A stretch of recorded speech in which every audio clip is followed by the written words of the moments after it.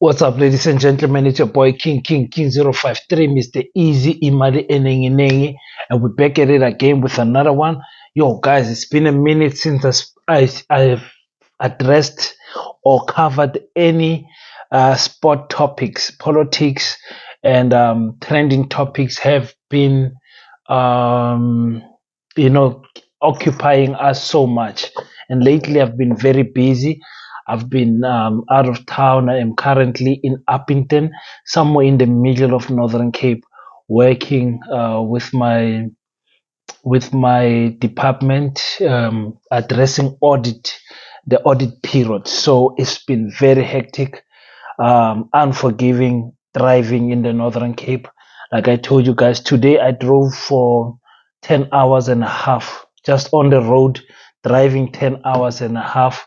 And I just wanted to make some type of video and inform you guys that I know we've been off our normal schedule. We're supposed to be having Monday Swahili days. We're supposed to having Wednesday family days.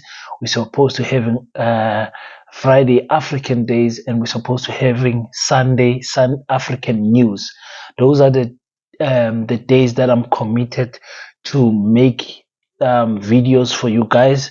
And as you know, sometimes life does not go the way we plan it to be. So you find yourself in a situation where you're just too busy. And I'm a person that loves my channel so much, and I want to keep to my commitments that I make.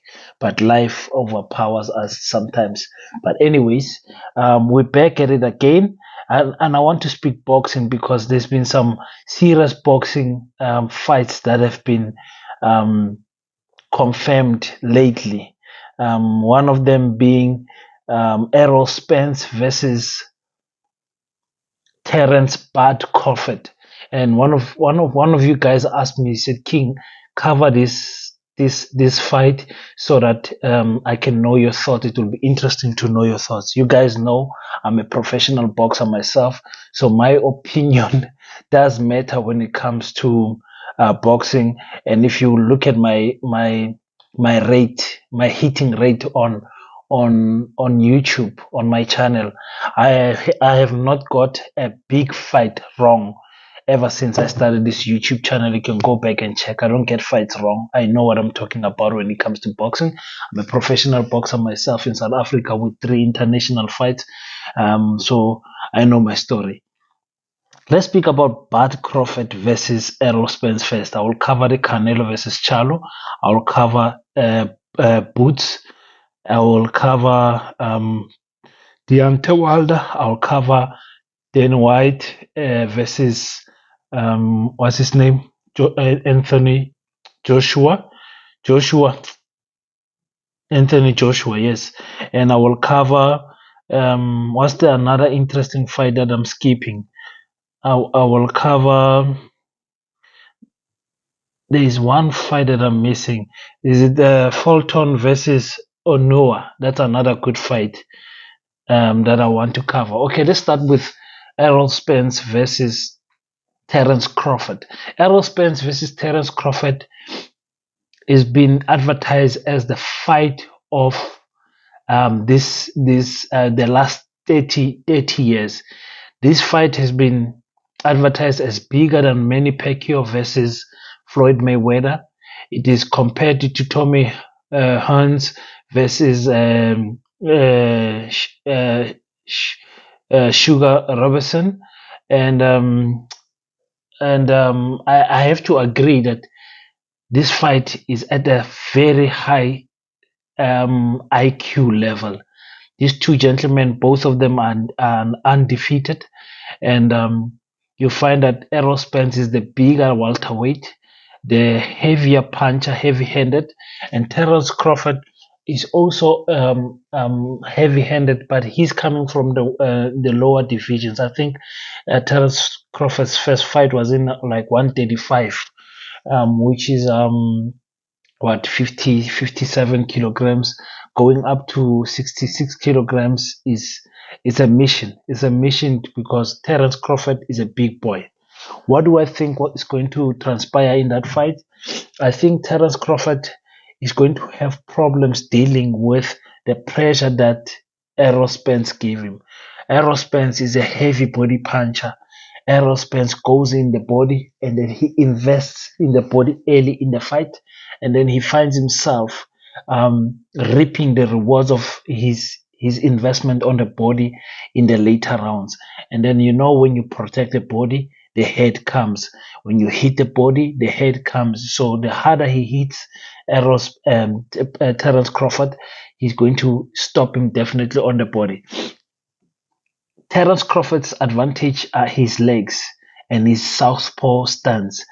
He's going to give Errol Spence problems with the movement. Errol Spence is going to take some time to adjust and stop him from moving, and that has to be a jab. But remember, Errol Spence is jabbing with his weaker hand, which is his his right hand. He's a natural lefty. And Bud Crawford is a natural righty, but fights in the lefty stance. So if they go jab for jab, I think Bud Crawford will have a better chance.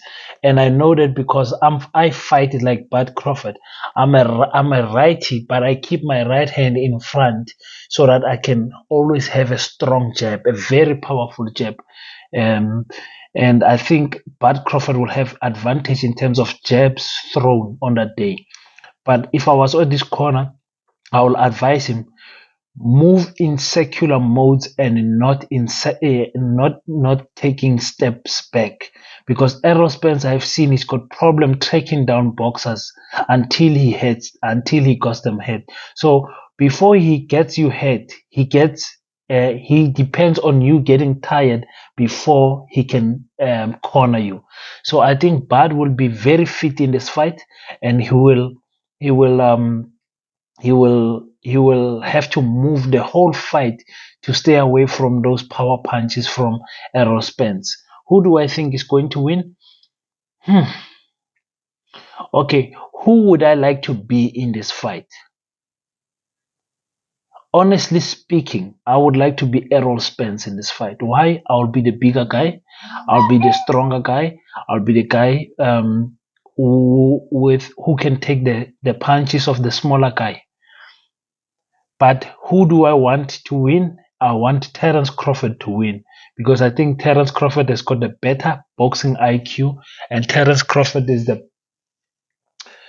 a for me is an overall well-rounded boxer compared to Errol Spence. I believe Errol Spence is a robotic boxer.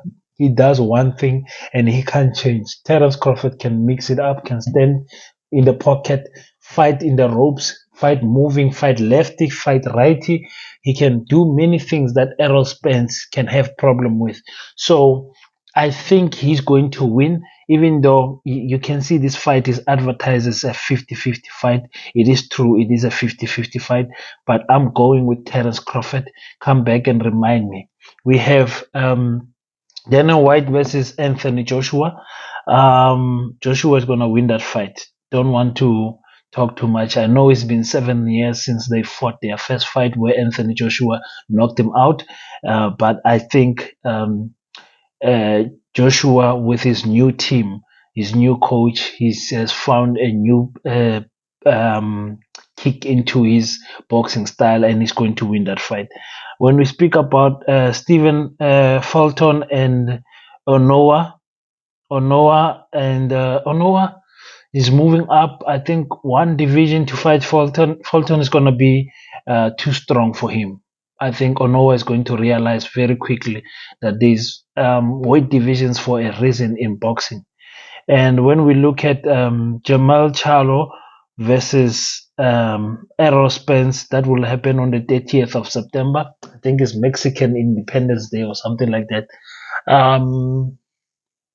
Charlo is going to be too strong. Guys, let's be honest. Canelo's time has passed.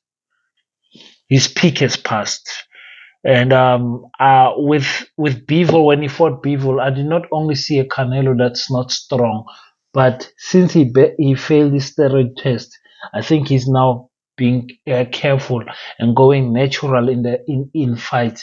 And once you use steroids in boxing, you can't go back, because steroids give you a mental edge also, because you know you took something, so you know you can go the extra gear.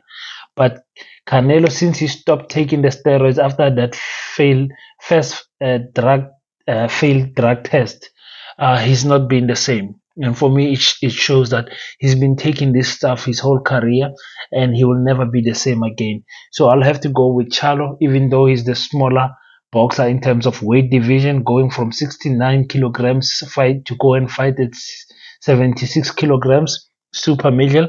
But I still think he's the bigger boxer. He's taller than him. Jamel Charlo is like 183, and what's his name? 183 centimeters, and Canelo is like 173 centimeters. So I am even taller than Canelo. So he's not gonna make it. He's not gonna make it. Undisputed versus undisputed. We have to speak about this guy.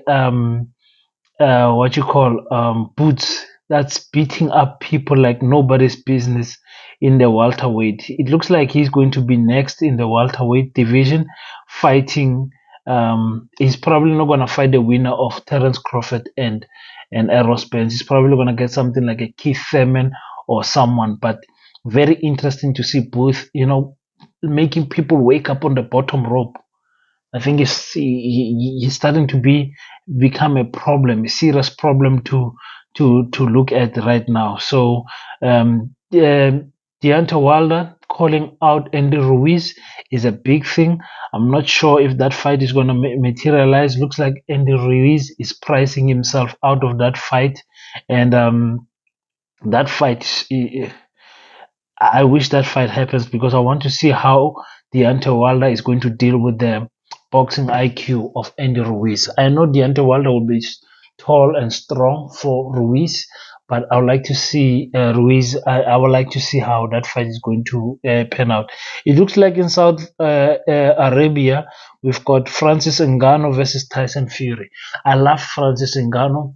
He's a he's a he's a He's a beautiful role model for me. One of the best sportsmen in the world.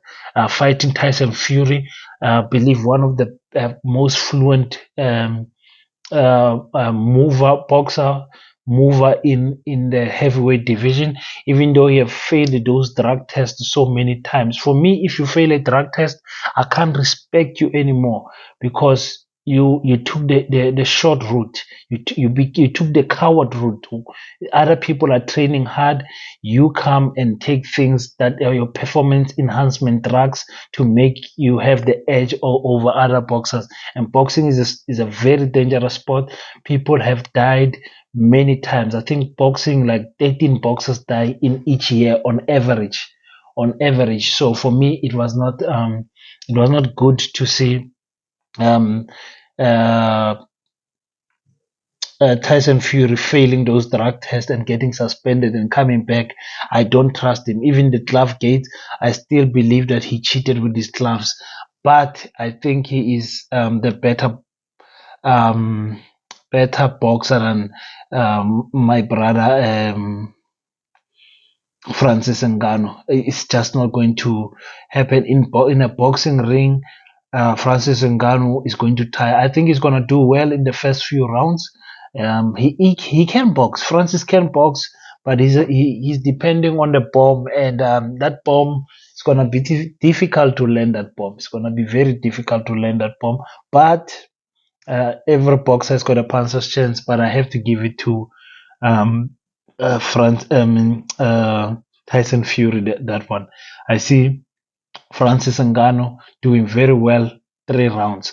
After three, I don't see him. They're probably gonna do like a 10 round exhibition or 8 round exhibition fight. It's not really a true fight. So that's what I wanted to talk about, guys. I think I covered everything I wanted in boxing. So let's just recap there. Tyson Fury versus Francis Ngannou. I'm picking Tyson Fury. Errol Spence versus Terence Crawford. I'm picking Terence Crawford. Stephen Fulton versus Onoa.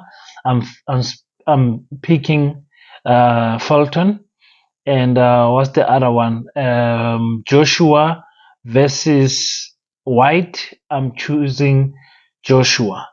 And the last one, which will be Jamel Charlo versus Canelo Alves. I'm choosing Jamel Charlo.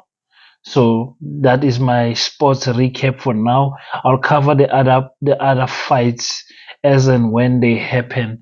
I think the fights are starting this weekend, and Errol Spence versus Charlo is happening in 2 weeks. We are waiting for that fight. Thank you guys for watching, and I apologize for being absent. I'm busy, guys. I am trying though to keep a clean diet and drink my water. Drink my water, trying not to eat nonsense, trying to do some training in my room, because you have to keep healthy. But the minimum you can do, at least, is something's better than nothing. It's your boy King 053, Mr. Easy Emalenenge. Until next time, keep praying, and I will see you. I salute you. Thank you for tuning in. If you enjoyed the content, leave your thoughts on the comment section and hit the like and subscribe button, and we will meet on the next one.